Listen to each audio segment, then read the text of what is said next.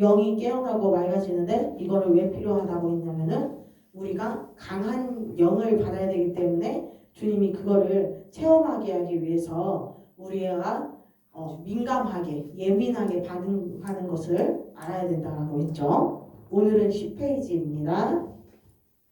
그러나 만일 강한 영을 받지 못하고 예민하고 맑은 상태에만 있다면 그는 세상에서 적응이 어려워 도피하여 살게 됩니다. 이것은 바람직하지 않을 것입니다. 그는 자신의 영을 강하게 해야 합니다. 하지만 제대로 부르짖는 사람은 초기에 예민하고 맑아지고 그 다음에 어느 정도 좀 더 부르짖으면 시간이 흐르면서 차츰 영이 강해지게 됩니다. 부르짖다가 영이 정화되고 예민해진 상태에서 묵상 기도에만 빠져 있으면 영이 약해져서 세상을 감당하고 적응할 수 없습니다. 이것만 조심하면 됩니다. 부르짖는 기도를 하다가 여러분의 영이 예민해지고 사람들이 말하는 게 너무 거슬리고 예전에는 자주 갔던 곳들이 지금 기도를 많이 하고 맑아지고 예민해지다 보니까 그런 데를 출입하는 게 너무 힘들어질 수가 있어요. 그래서 그럴 때는 여러분들의 영이 내가 부르짖는 기도를 많이 해서 영이 맑아졌구나 이렇게 여러분들이 생각하셔야 돼요. 그렇다고 여러분들이 부르짖는 기도를 너무 영이 예민해졌으니까 이번에는 묵상 기도로 조용하게 기도해야 되겠다 이 생각을 하면 안 돼요. 왜 그런다 그래요? 묵상 기도에 빠져 있으면 영이 약해져서 세상을 이길 힘이 없고 적응하기도 힘들다고 그래요. 그래서 여러분들은 더욱 부르짖는 기도를 더 많이 하고 더욱 힘써서 하시면서 영이 강건해지는 여러분들이 되셔야 돼요. 계속 읽을게요. 부르짖는 기도의 과정에서 나타나는 이러한 여러 현상이나 증상들, 그 과정들에 대해서 이해해 두는 것이 좋습니다. 이러한 모든 현상이나 증상들이 정화의 과정이라는 것을 기억할 필요가 있습니다. 일시적으로 힘이 빠지고 무기력해지며 몸살 증상이 나타나고 침이 고이며 영이 예민해지고 각종 현상이 나타날 수 있습니다. 온몸이 쑤시고 안 아픈 데가 없이 아프며 하루 종일 누워 있어야 할 수도 있습니다. 이러한 경우에 주위에서 걱정을 하며 두려움을 심어주기도 하는데 그러한 말에 너무 영향을 받지 않도록 조심해야 됩니다. 이러한 무기력하고 몸살과 같은 증상은 영적인 수술이 시작된 것으로 이해하면 됩니다. 몸이 조금 아플 때에는 병원에서 주사를 놓지만 심하게 아플 때는 수술하는 것처럼 당신의 증상이 심각하고 변화되어야 할 것이 많을 때 성령께서는 당신을 아주 강하게 사로잡고 영적인 수술을 하기를 원하십니다. 그때 당신은 무기력하고 힘이 없어서 하루 종일 잠이 올지도 모릅니다. 하지만 두려워하지 않아도 됩니다. 이럴 때에 약을 먹는 것은 별로 바람직하지 않으며 조용히 쉬면서 주님을 부르고 구해야 합니다. 그렇게 주님 안에서 안식을 하는 것으로 충분합니다. 여러분, 그때도 저번 주에도 말한 것 같은데 은혜를 많이 받거나 기도를 부르짖는 기도를 열심히 해가지고 어느 날 몸이 막 아파요. 그럴 때는 여러분들 주님이 여기서 나온 것처럼 영적 수술을 하고 있는 상태예요. 그렇기 때문에 여러분들이 병원을 가서 약을 처방받으면 아무 소용이 없어요. 그럴 때는 여기에서 여기도 나오죠. 약을 먹는 것은 별로 바람직하지 않고 주님 안에서 안식을 해야 된다고 이야기하고 있어요. 근데 많은 분들은 모르시니까 갑자기 몸살이 왔나? 어디가 아프나? 하고 병원 가서 주사 맞고 약을 드시는데 그게 아니라 다 아시는 분들은 그거 영몸살이니까 들어보셨죠? 영몸살? 그 영몸살이니까 병원 가도 아무 소용없어요. 그냥 집에서 기도하고 쉬세요 라고 이야기하잖아요. 그게 맞는 거예요. 근데 여러분들 병원 가도 아무 소용없으니까 무조건 주님 안에서 기도하고 그냥 하루 이틀 정도는 편안하게 휴식을 취하셔야 됩니다. 또 읽어볼게요. 그렇게 하루 종일 잠을 자고 한동안 쉰 후에 당신은 자신이 많이 변화된 것을 느낄 수 있게 될 것입니다. 당신은 전과 무엇인가 달라진 자신을 발견하게 될 것입니다. 좀 더 깊은 평안의 느낌을 갖게 되며 좀 더 깊은 사랑의 느낌, 남들을 이해하고 축복하고 싶은 느낌을 가지게 되었을 것입니다. 부르짖는 기도에는 많은 과정들이 있습니다. 힘이 들기도 합니다. 성령께서 당신을 사로잡으시는 과정에서 아픈 것 같이 느껴지기도 합니다. 부르짖는 기도를 시작한 이후에 잠이 많아지고 꿈이 많아지며 한동안 계속 악몽에 시달릴 수도 있습니다. 그것도 역시 치유의 과정이며 당신 안에 있던 억압이 사라지는 과정에서 나타나는 것입니다. 아무튼 이러한 모든 증상들을 통해서 당신은 빛을 향하여 정화를 향하여 나아가고 있다는 사실을 부디 이해하시기 바랍니다. 여기에서도 나와 있듯이 여러분들이 하루 종일 쉬고 있으면은 뭔가 모르게 내가 조금 변화되었다라고 느끼실 때가 있을 거예요. 그럴 때 그게 바로 여러분들이 이 부르짖는 기도를 통해서 내가 정화되고 있고 내가 많이 변화되고 있구나라고 여러분들이 느끼시면 돼요. 그리고 부르짖는 기도를 할 때 잠이 많아지고 꿈이 많아지고 또 어떤 사람들은 악몽에 시달리고 이런 경우가 많이 있죠.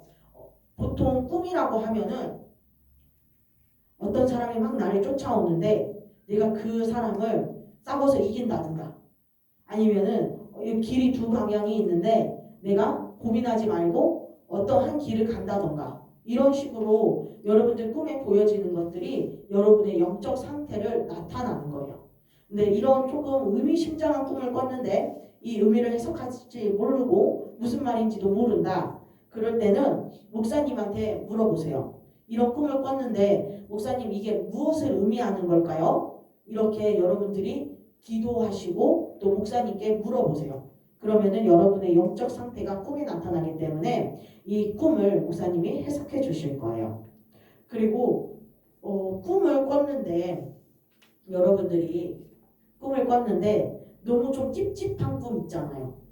교통사고가 난다든가 아니면 나기 직전에 꿈이 깬다든가 아니면 다쳤다든가 아니면 누가 나를 쫓아온다든가 근데 그 사람을 좀 내가 처리를 해야 되는데 처리하지 못하고 꿈이 깬다든가 이러한 상황인데 여러분은 눈을 다시 감고 그 꿈속의 장면을 상상하세요.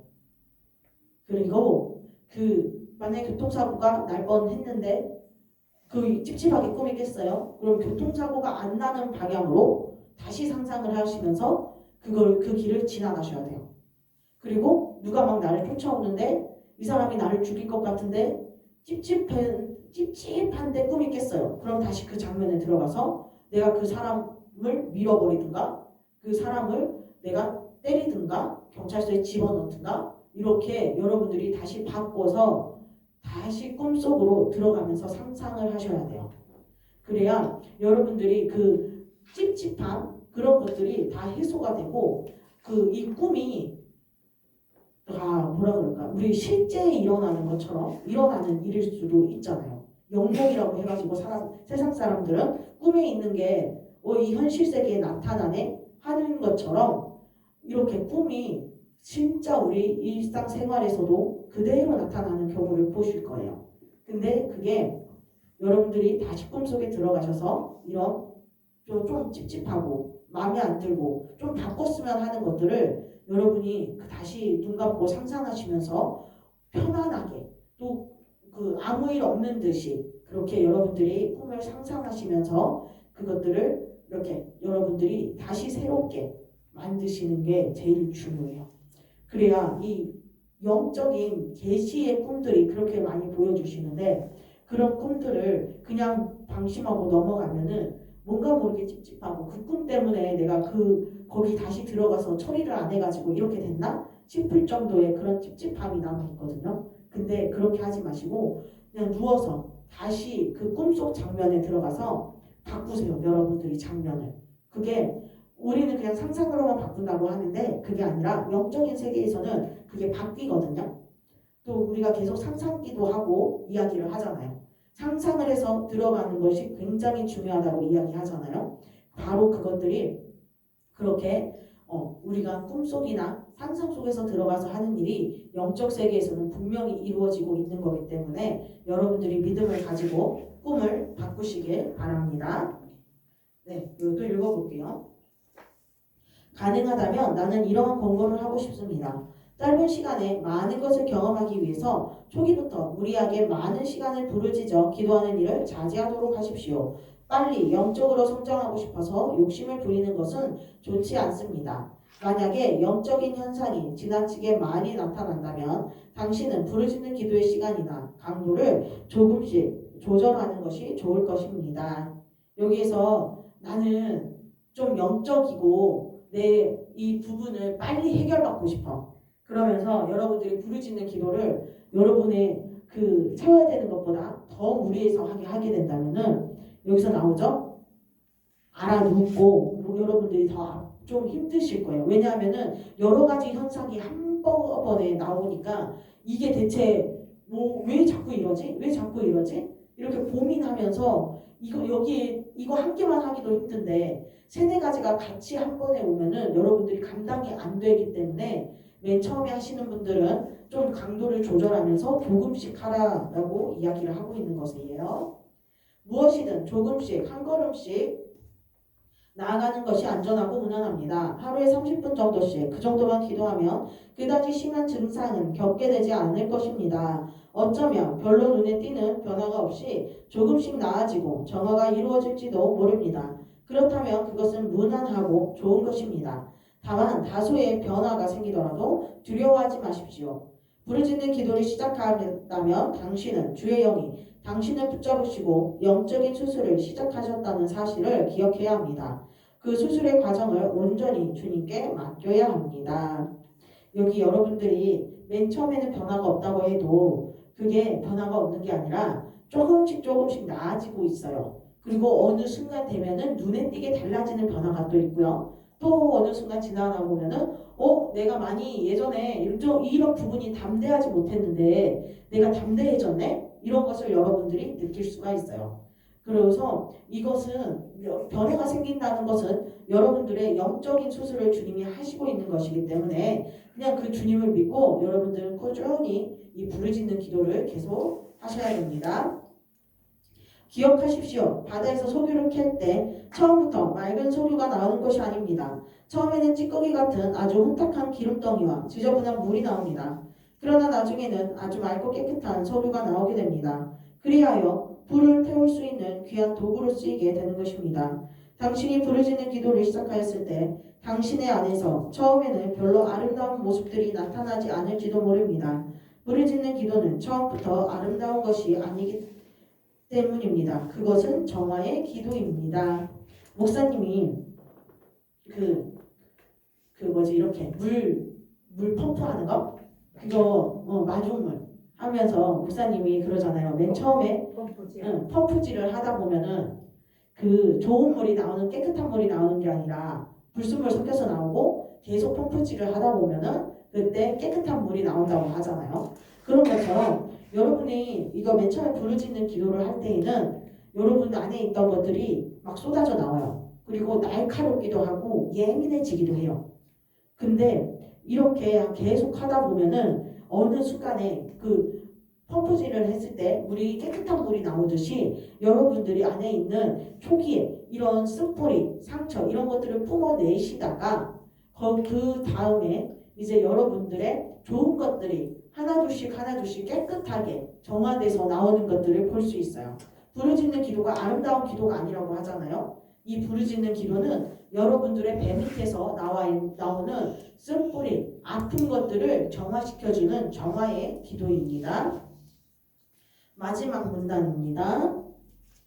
그러나 당신이 포기하지 않고 계속 이 기도를 통하여 주님께 나아갈 때 당신은 날마다 정화될 것입니다.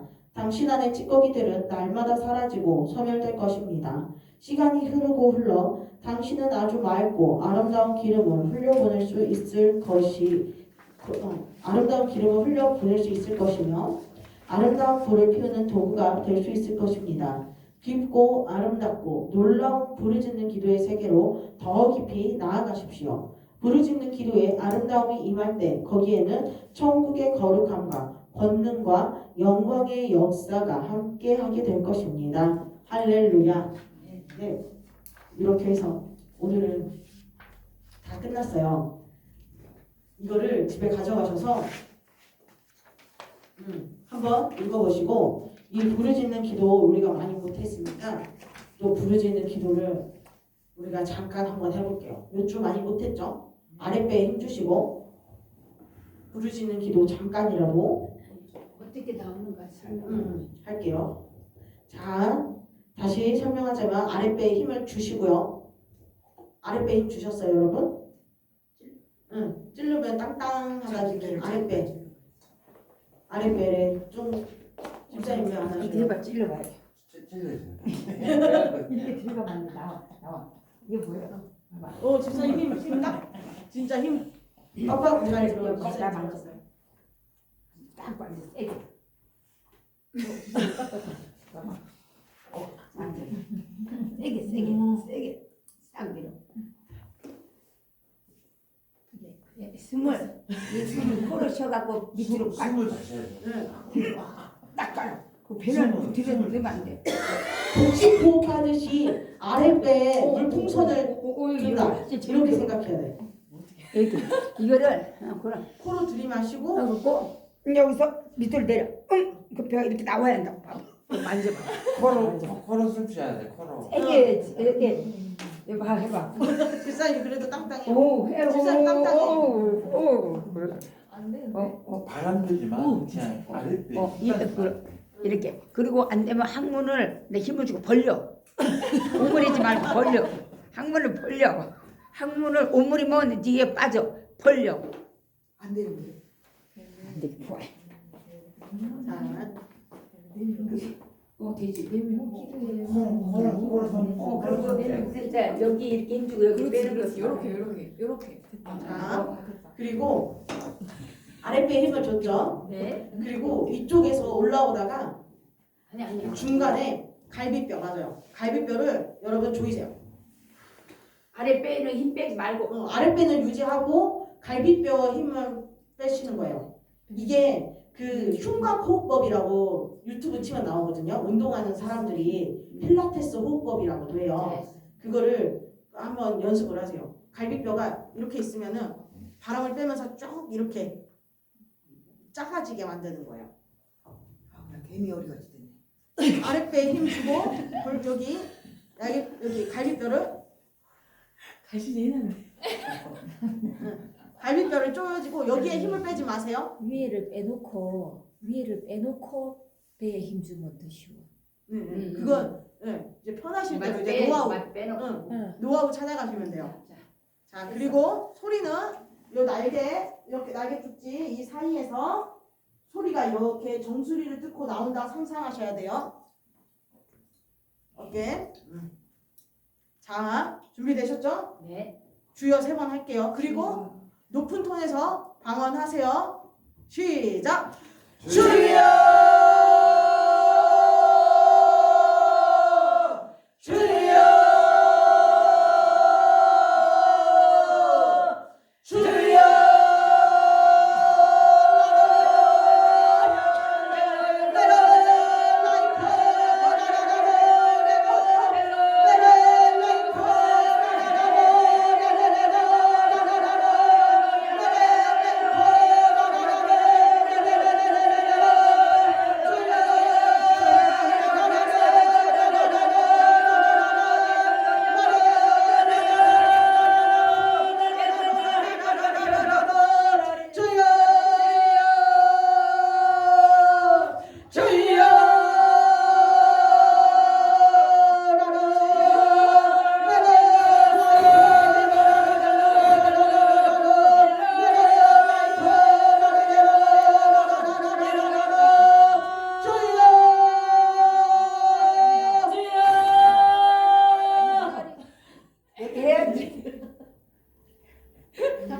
집에서 연습해가고 다음 시간을 여기 점검 받아야 돼요. 아까 됐어요. 아까 됐는데 내비로 이렇게 아랫배 딱 힘주고 코로 숨 쉬어야 된다니까. 맞아. 지사님 배 힘 진짜 딱 들어갔어요. 그래? 딱딱해요. 진짜. 원래 배 아니에요? 원래 원래 배 아니에요? 지사님 딱 근육량이 많은 거. 근육량이 많아서. 빨리 한 번 더 하고 그래. 네. 한번 더. 자, 한 번 더 하고 마지막이라고 이거 생각하고. 자기 것 때니까 알아서들 해요. 목사님이 지금 마이크를 왜 댔냐면은 주여. 이거 기도 목사님이 그 해주시려고 그러거든요. 그 뭐라 그래야지 피드백 같이. 네, 그것 때문에 목사님 마이크 대시니까 그냥 부담 갖지 말고 그냥 하세요. 본인 기도 그냥 계속 하시면 돼요. 다시 아랫배 힘주고 코로 숨쉬 코로. 코로 숨 쉬랍니다. 코로 숨 쉬세요. 코로 숨쉬. 자, 저기 거. 준비되셨죠? 네. 시작. 주여! 주여! 주여!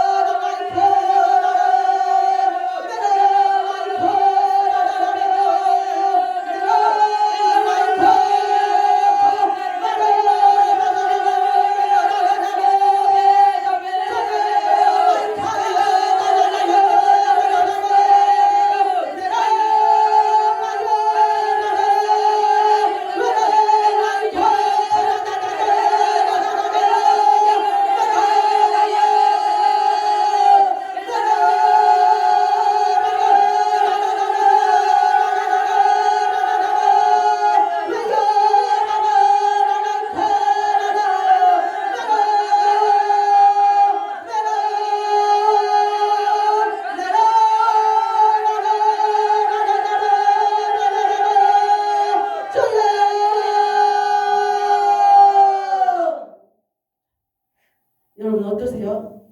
부르짖는 기도하니까 힘들어요. 힘들어요. 맞아요. 깨우네요. 깨우네요. 맞아요. 시원해요. 시원해요. 예, 너무 좋아요. 자, 여러분들 집에서도 부르짖는 기도 열심히 이거 호흡하는 거라도 연습하고 오세요. 아랫배 힘주는 건 복식호흡, 여기 갈비뼈 조이는 건 흉곽호흡. 이거를 여러분 연습해서 오시면 좋겠습니다. 기도하고 마치겠습니다.